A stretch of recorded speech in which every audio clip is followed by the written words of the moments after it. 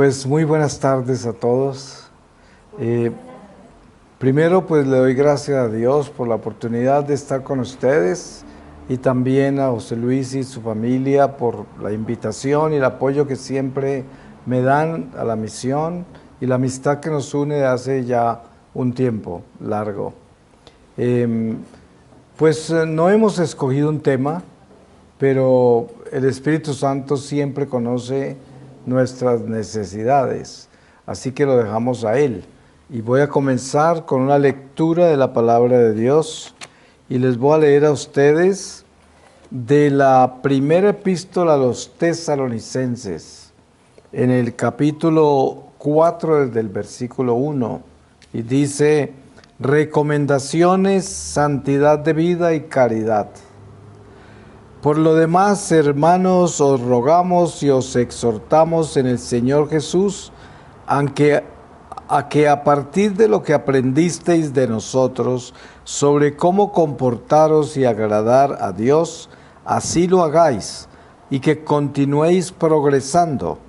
Sabéis en efecto las instrucciones que os dimos de parte del Señor Jesús, porque esta es la voluntad de Dios, vuestra santificación, que os alejéis de la fornicación, que cada uno de vosotros sepa poseer su cuerpo con santidad y honor, y no dominado por la pasión, como hacen los gentiles que no conocen a Dios. Que nadie falte a su hermano ni se aproveche de él en este punto, pues el Señor se vengará de todo esto, como os lo dijimos ya y lo atestiguamos. Pues no nos llamó Dios a la impureza, sino a la santidad. Así pues, el que esto desprecia, no desprecia a un hombre, sino a Dios, que os hace don de su Espíritu Santo. En cuanto al amor mutuo, no necesitáis que os escriba, ya que vosotros habéis sido instruidos por Dios para amaros mutuamente, y lo practicáis bien con los hermanos de toda Macedonia. Pero os exhortamos, hermanos, a que sigáis progresando más y más, y a esmeraros en vivo con tranquilidad, ocupándoos en vuestros asuntos y trabajando con vuestras manos, como os lo tenemos ordenado, a fin de que viváis dignamente ante los de fuera, y no necesitéis de nadie. Palabra de Dios. Pues pienso que podemos hablar de lo que es la vida en comunidad, la vida en familia, la vida en nuestro día a día, que todos tenemos una relación y una responsabilidad humana los unos con los otros. A veces sabemos que esa responsabilidad incluso se traslada a los extraños que cruzamos todos los días, porque ustedes saben lo que es una conducta desordenada en la calle y lo que afecta a todo el mundo. Una persona imprudente, irrespetuosa o violenta o deshonesta o un ladrón.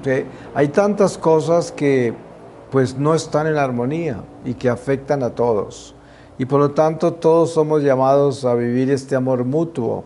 Y sobre todo cuando vivimos en comunidades como ustedes, como docentes, en la casa con su familia y en todos los estados en que Dios nos coloca, porque nosotros pertenecemos desde el nacimiento hasta la muerte a un núcleo, a una esfera de personas, y es inevitable. Donde quiera que estemos, así estemos en la prisión, en el hospital, en el desierto, donde estemos, estamos vinculados de una forma u otra. Y por eso, hablando desde un punto de vista humano meramente, uno se maneja de acuerdo a los instintos naturales que exigen que uno respete a los demás. Estas son reglas básicas casi de urbanidad. Pero cuando ya nosotros entramos en lo que es la fe y entendemos qué es un cristiano que está bautizado y que recibió el Espíritu Santo, ya estamos hablando de otra cosa, porque estamos hablando de personas que tienen conciencia espiritual, sabiduría espiritual y que han sido formadas, en algunos casos, en lo básico, que es lo que se recibe antes de la primera comunión, y mucha gente nunca vuelve a estudiar nada de la iglesia después de eso, y por eso hay tanta gente que se deja arrastrar por nuevas doctrinas y filosofías y cultos y toda clase de corrientes, porque no tienen una fe sólida y porque no continúan educándose, y entonces se hacen víctimas del viento, de las corrientes. Pero teniendo en cuenta de que ustedes tienen como responsabilidad el formar a otros, uno sabe que el llamado que hay en la docencia es primero a formarse uno. Me refiero en todo lo que el sentido humano, porque para que nosotros podamos dar lo mejor de nosotros, tenemos que formarnos lo mejor, porque si no, ¿qué vamos a dar? Es muy fácil adquirir riquezas intelectuales. Yo puedo llenarme de títulos universitarios por estudios que haga, pero eso no forma una persona humanamente, solamente la forma intelectualmente. Y sabemos los escándalos que hay, y seguramente ustedes han vivido eso como experiencia personal. Yo me acuerdo cuando yo era muy joven, incluso cuando era niño, que me tocó enfrentarme a ver profesores en la escuela, en el colegio, en la universidad, que eran un escándalo humano, pero una eminencia intelectual. Entonces veíamos el genio profesor, que era todo un genio, pero era una persona que humanamente era un desastre, un escándalo, una persona desordenada, una persona que daba muy mal ejemplo y dejaba un sabor amargo, porque uno quisiera que eso no fuera así. Especialmente el joven que está buscando su identidad, que se está formando, que todavía no tiene definidas tantas cosas como humano y como persona que está aprendiendo lo que necesita aprender para darle cumplimiento a sus ambiciones que tenga personales, pulir sus talentos, desarrollar sus capacidades. Y una persona en formación así tiene a todos como ejemplo, a todos. Y si los docentes no son ese ejemplo, pues qué decepcionante, qué frustrante y qué triste, y también se roba la esperanza porque les muestra un mundo que está fuera de orden, un mundo sin armonía. Y uno cuando es muy joven, de repente interiormente vive muchas cosas así que no puede expresar, pero que lo afectan, le cambian su interior. Y de repente si es una persona muy frágil humanamente, porque hay personas que vienen de hogares donde se ha sufrido mucho, porque son abusados, porque tienen padres irresponsables o disfuncionales, algunos ni siquiera tienen los padres, y todo esto es parte de una humanidad que Dios nos confía. Y por eso yo pienso que entre más conciencia tenemos de quiénes somos, qué estamos haciendo, a quién estamos sirviendo, de qué subsistimos, porque lo primero que uno tiene que aprender, creo yo, es a ser grato. La gratitud comienza con el don de la vida, que uno despierta y le da gracias a Dios, porque despertó, porque la vida es un don. Y si uno camina así, uno camina, como por decir algo, en una forma poética y filosófica, camina en el jardín de Dios. Pero si no es grato, camina por los polvos del demonio, porque el ingrato, pues obviamente no tiene virtudes ni cualidades. No hay algo más horrible que una persona ingrata. Ustedes saben eso. Es muy feo, pero no hay cosa más hermosa que una persona grata. Una persona grata es como una flor, luce en todas partes, porque la gratitud es una virtud extraordinaria, es hermosa. La prueba está que las alabanzas del rey David, por ejemplo, los salmos de alabanza, son de acción de gracias a Dios. y son absolutamente preciosas.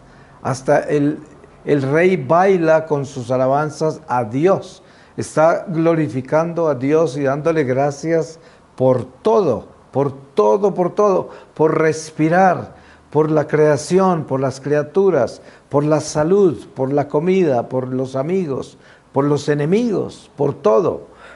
Y esto es la formación humana que todos nosotros necesitamos para definirnos como personas que en un momento dado entran en un concierto de almas que forman la voluntad de Dios y caminan en el espíritu de gratitud, o la voluntad del demonio si caminan en el espíritu de ingratitud.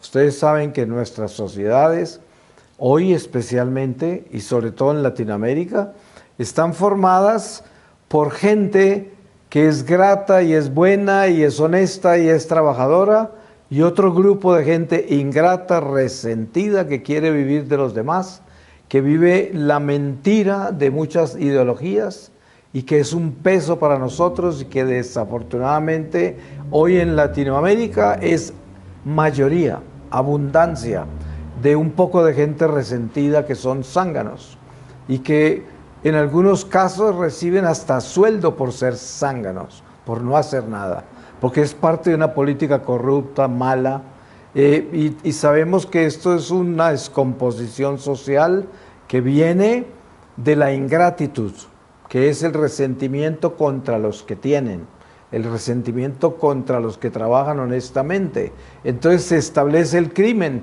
como un camino de vida, porque entonces el criminal está justificado. Es que él tiene derecho porque lo han abusado, porque llevan años robándole, porque llevan años abusándolo. Y todas estas son sociedades que se construyen en ingratitud. Y miren ustedes que cuando nosotros leemos el Evangelio con claridad, nos damos cuenta que Jesús nunca habla de política, Jesús nunca se metió con los romanos, y los romanos tenían a los judíos de esclavos, a sus judíos. Y el Domingo de Ramos, todos los judíos creían que Jesús venía a salvarlo de los romanos, porque ellos jamás entendieron al Mesías como un mensajero espiritual. No lo entendieron como aquel que venía a ofrecerles la vida eterna, sino que pensaron que es el que venía con las armas poderosas para tumbar a los romanos. Y por eso en el Calvario ellos fueron también los primeros que estaban allí tirando piedra, escupiéndolo, porque se consideraban traicionados, porque se consideraban que era un profeta falso. ¿Cómo se va a dejar matar de los romanos si usted está supuesto a ser el Mesías que viene a defendernos de ellos? Todo terrenal, no había nada espiritual. Y de eso están hechas las ideologías de este mundo. Son básicas, no trascienden, no tienen espíritu y por eso son tan salvajes, por eso son tan violentas. Y podemos decir que nosotros vivimos en el mundo y no podemos esperar nada mejor del mundo. El catecismo de nuestra Iglesia Católica nos enseña algo que no podemos olvidar, y es que el mundo es uno de los enemigos del hombre. El mundo no va a cambiar, el mundo nunca se va a volver bueno, porque si no, Jesús no hubiese dicho, el príncipe de este mundo se llama Satanás. No lo hubiera dicho, porque se dice que la palabra de Dios es eterna. Dice, cielo y tierra pasarán, mas mis palabras no pasarán. Así de que lo que dijo Jesús hace más de 2000 años sobre el mundo, el espíritu del mundo, que es Satanás, hoy no lo diría diferente. Hoy lo diría exactamente igual, porque sus palabras no cambian. Entonces eso quiere decir, el mundo nunca será bueno. ¿Y a qué nos referimos con el mundo? El mundo no es la tierra, no es el planeta. El mundo es un espíritu. Ustedes saben que cuando uno dice esa persona es mundana, uno no está diciendo esa persona es terrestre, terrenal, ¿no? Uno está diciendo esa persona es mundana, quiere decir que es una persona que es ventajosa, manipuladora, mentirosa, oportunista, depravada, degenerada, no tiene valores, es inmoral, todo es una persona mundana, ¿no? O sea, anda en el espíritu del mundo, el espíritu del mal, que es el espíritu de todo vale, cualquier cosa vale. Yo hago lo que sea para conseguir lo que quiero y no me importa nadie, ni me importa lo que haga. Yo quiero lo que quiero y busco conseguirlo como quiera. Ese es el mundo. Por lo tanto, ese no es el Espíritu de Dios, claro que no. Porque cuando nosotros entramos en el Espíritu de Dios, San Pablo dice, todo me es lícito, mas no todo me conviene. Y en esto viene el sentido de los valores, de los principios de la moral, en los cuales estamos establecidos como cristianos, como hijos de Dios, que es, sí, todo me es lícito, yo puedo hacer lo que quiera, yo lo puedo hacer, pero no todo me conviene, yo tengo que establecer parámetros en mi conducta, yo tengo que establecer un comportamiento que me haga una persona de Dios, grata, honesta, generosa, que dé fruto en el amor, en la caridad, en el espíritu de servicio, y que todo esto haga que yo sea un contribuyente a la verdad, que mi vida sea verdad. Es muy fácil vivir una vida de mentiras, una vida falsa, que es la vida del mundano. El mundano aparenta lo que le conviene y se disfraza de mil formas. Nunca tiene un rostro real, siempre tiene el rostro que él sabe que es el que la gente quiere ver. Entonces se disfraza todo el tiempo y engaña a todos. Y esto es el espíritu del mundo, pero cuando nosotros tenemos el valor, la valentía de ser reales, auténticos, pues ¿qué pasa? Que en el mundo, cuando usted es la verdad, pues piedra le llega, ¿no? Piedra, porque el mundo odia la verdad. ¿Ustedes se acuerdan cuál fue la última palabra que le dijo Poncio Pilato a Jesús en su juicio? Le dijo, ¿y qué es la verdad? El pobre no tenía ni idea qué era eso. Él era un pagano y la verdad no la conocía. Entonces él no sabía quién era Jesús realmente, porque Jesús era la verdad. Y él pregunta, ¿y qué es la verdad? Entonces, esto es lo que pasa, que la gente en el mundo no conoce la verdad, porque no conoce a Dios. Y entonces, ¿qué hacen? Todo es mentiras, todo es una farsa, todo es conveniencia. Lo que a mí me conviene, eso es lo que hago. Entonces uno nunca está viendo la verdad en esa gente, porque no viven en la verdad.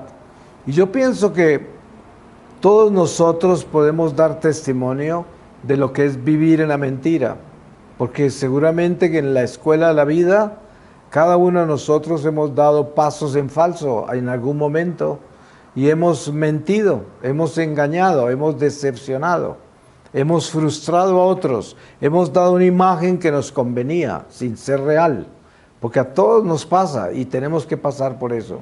Ahora, eso no es que sea el gran asombro que hayamos hecho eso o pasemos por eso, pero el gran asombro es que nos quedemos así y que nos volvamos así y que ya solo seamos así.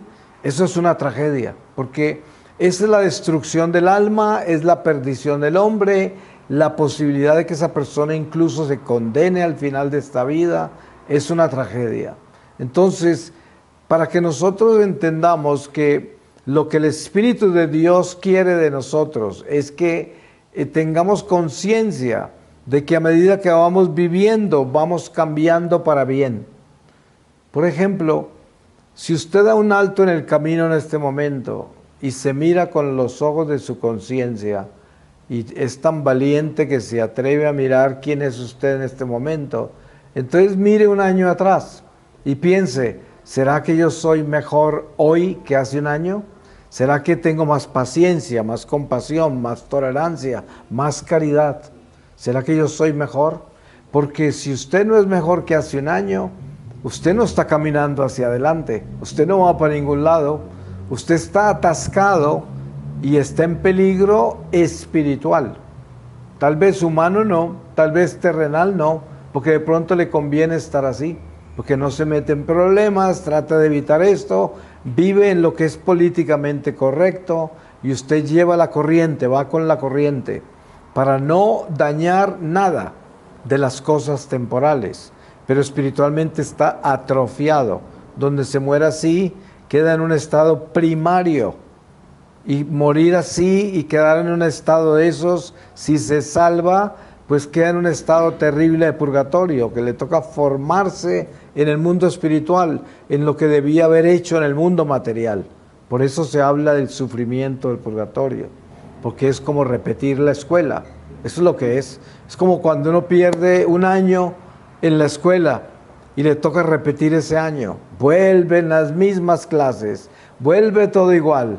Ya como que uno se sabe todo, pero no del todo bien porque no pasó el curso y por eso lo perdió. Entonces se vuelve algo muy difícil y eso es lo que le pasa a las almas en el purgatorio. Entonces, Dios quiere que nosotros entendamos lo importante que es despertarnos a tiempo y no dejar pasar el tiempo sin haber actuado en él, pero actuado en él con trascendencia. Porque actuar en el tiempo no es solamente la oportunidad de sacarle provecho al tiempo para mi beneficio temporal, lo cual es natural e importante porque todos tenemos que sobrevivir y todos tenemos responsabilidades y uno tiene que ganarse el pan con el sudor de la frente y a usted le toca hacer esfuerzos para dar fruto en su trabajo. Usted tiene que demostrar de que usted es una persona útil para que lo utilicen y para que usted pueda subsistir de ese trabajo. Todo eso es parte de nuestra supervivencia y parte de las necesidades primarias del hombre. Pero hay que tener algo por encima de todo eso y es asumir la realidad de la vida eterna.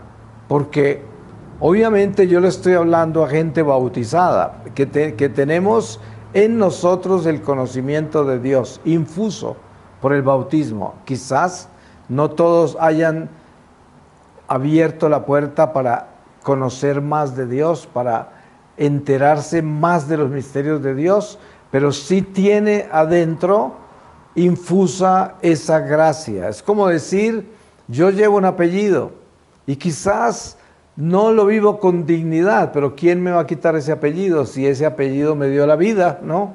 No la vida, no el poder de Dios con el don de la vida, pero sí fue a través de ese apellido que el Señor utilizó ese vientre de esa madre y ese padre para que yo naciera.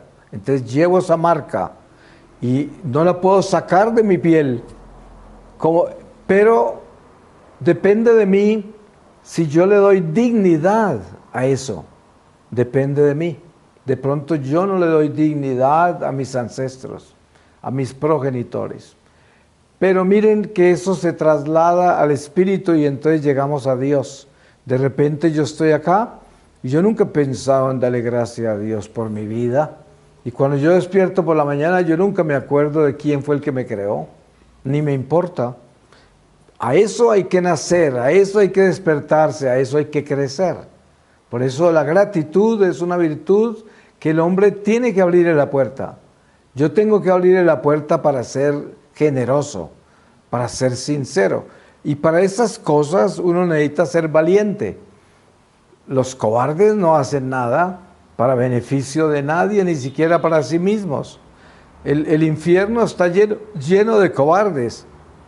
El cielo es solo para los valientes, porque es para el que se atreve a ser bueno. Yo siempre pongo un ejemplo clásico y básico, y es, usted nunca tiene que enseñarle a un niño a hacer cosas malas, porque el niño las hace por instinto. Si un niño, usted no tiene que enseñarle cómo romper ese vidrio, él sabe hacerlo, lo rompe. Pero usted tiene que enseñarle a no romperlo. Sí, usted tiene que enseñarle las cosas buenas. Porque por instinto es más fácil que rompa el vidrio a que lo preserve. Por instinto es más fácil a que le desobedezca a que le obedezca.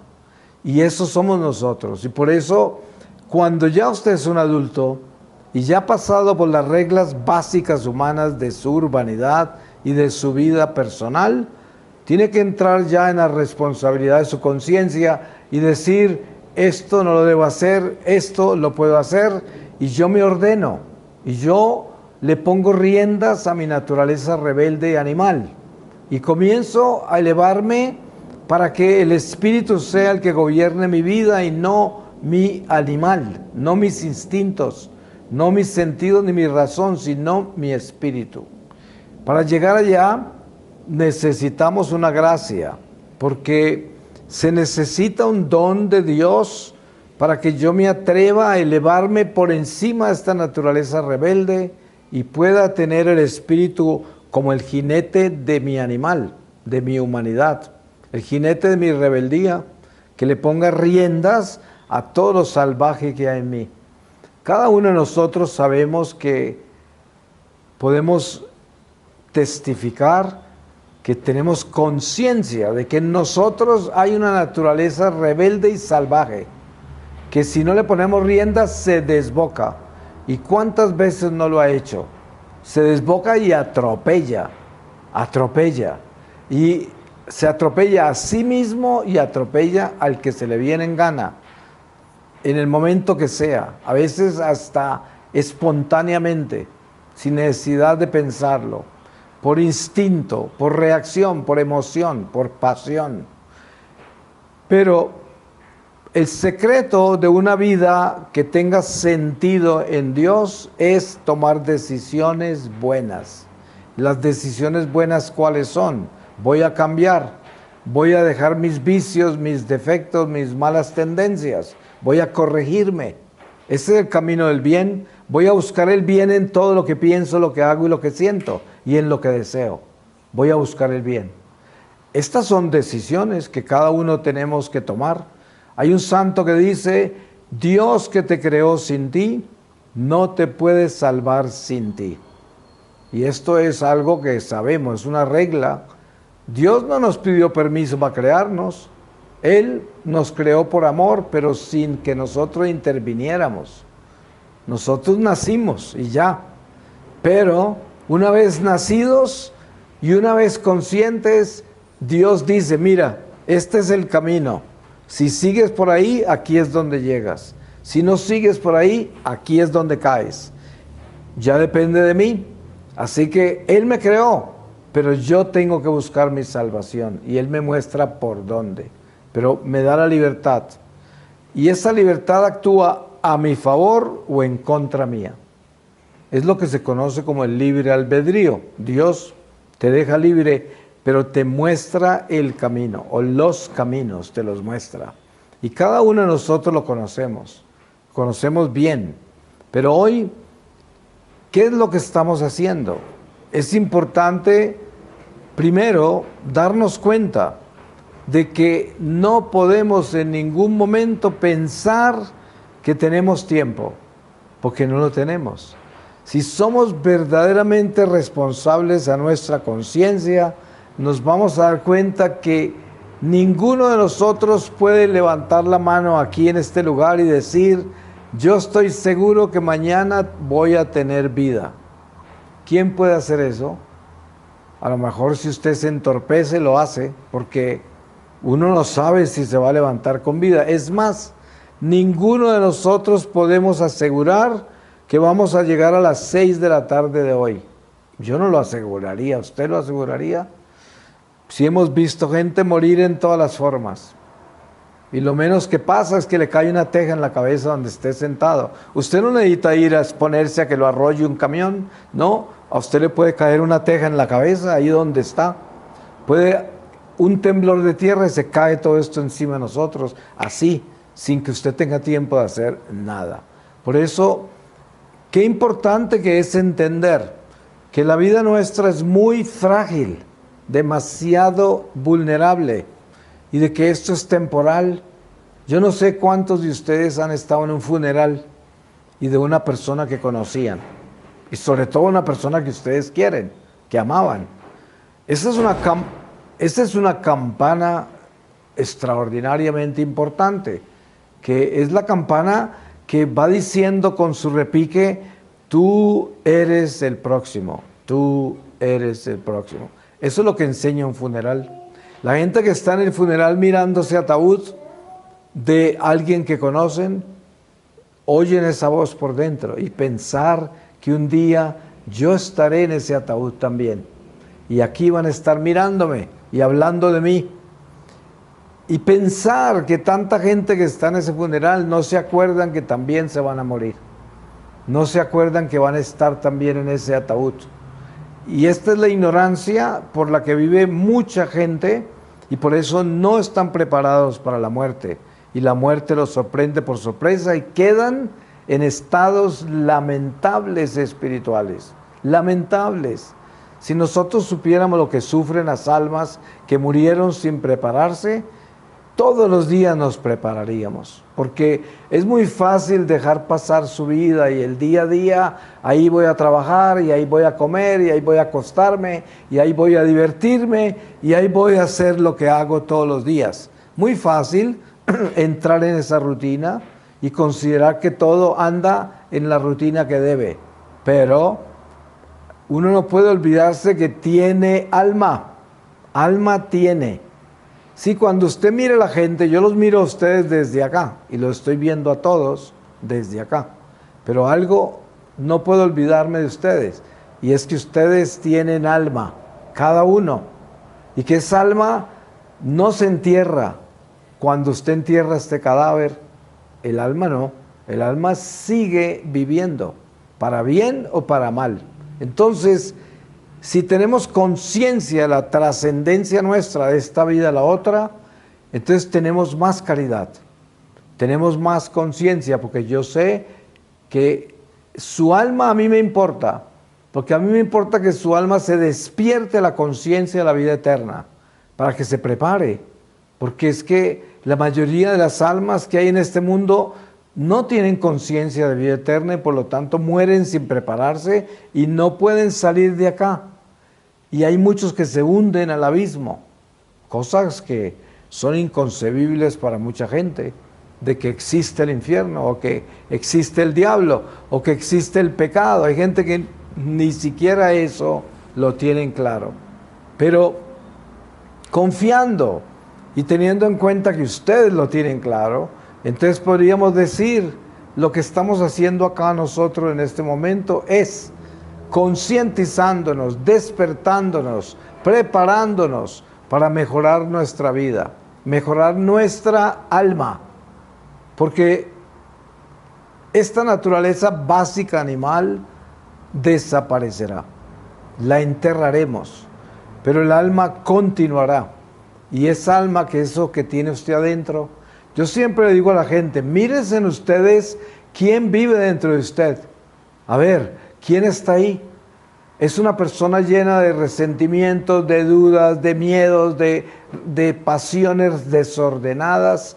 ¿O es una persona que tiene paz, que tiene amor, que tiene compasión, que está tranquila, que es agradecida? ¿Quién es usted? Porque cuando usted muere, esto que usted tiene adentro es lo único que queda. Y de eso está hecha su alma, de lo que hay dentro de usted. Mire, si usted se examina con responsabilidad en este momento y ve quién está viviendo dentro de usted, y usted se muere en este momento, eso que vio que está dentro de usted es lo único que queda. Así queda el alma. Por eso hay tanta alma en pena, porque por dentro llevaban una procesión de cosas que no son buenas. Y por eso en eso se convirtió el alma. Entonces uno tiene que estar limpiando su interior y organizándolo. Uno lo tiene que estar sanando, santificándolo y sacando todas las cosas malas que hay dentro de uno, en el corazón, en el alma, en los sentimientos, en las pasiones, en las tendencias, en las ideas, en todo. Hay que limpiar todo, porque este es el interior de nosotros, este es el alma y es lo que queda después de la muerte. Entonces hay que tener una responsabilidad muy grande de ordenar todo eso. Voy a pedir la palabra para terminar y les voy a leer a ustedes de la segunda epístola de San Pedro, en el capítulo 3, desde el versículo 1, y dice: El día del Señor, los profetas y los apóstoles. Esta es ya, queridos, la segunda carta que os escribo. En ambas, con mi exhortación, quiero despertar en vosotros el recto criterio. Acordaos de las predicciones de los santos profetas y del mandamiento de vuestros apóstoles, que es el mismo del Señor y Salvador. Sabed ante todo que en los últimos días vendrán hombres llenos de sarcasmo, guiados por sus propias pasiones, que dirán en son de burla: ¿dónde queda la promesa de su venida? Pues desde que murieron los padres todo sigue como al principio de la creación. Porque ignoran intencionadamente que hace tiempo existieron unos cielos y también una tierra surgida del agua y establecida entre las aguas por la palabra de Dios, y que por esto el mundo de entonces pereció inundado por las aguas del diluvio, y que los cielos y la tierra presentes por esa misma palabra están reservados para el fuego y guardados hasta el día del juicio y de la destrucción de los impíos. Mas una cosa no podéis ignorar, queridos, que ante el Señor un día es como 1000 años, y 1000 años como un día. No se retrasa el Señor en el cumplimiento de la promesa, como algunos lo suponen, sino que usa de paciencia con vosotros, no queriendo que algunos perezcan, sino que todos lleguen a la conversión. El día del Señor llegará como un ladrón. En aquel día los cielos, con ruido ensordecedor, se desharán, los elementos abrasados se disolverán, y la tierra y cuanto ella encierra se consumirá. Palabra de Dios.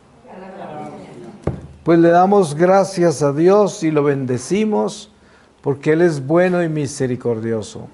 Y sobre todo le pedimos al Señor que nos dé la gracia de nuestra conversión, de que sea una conversión real y que seamos conscientes de que esto no es solamente esta pequeña vida que estamos viviendo acá, esto continúa.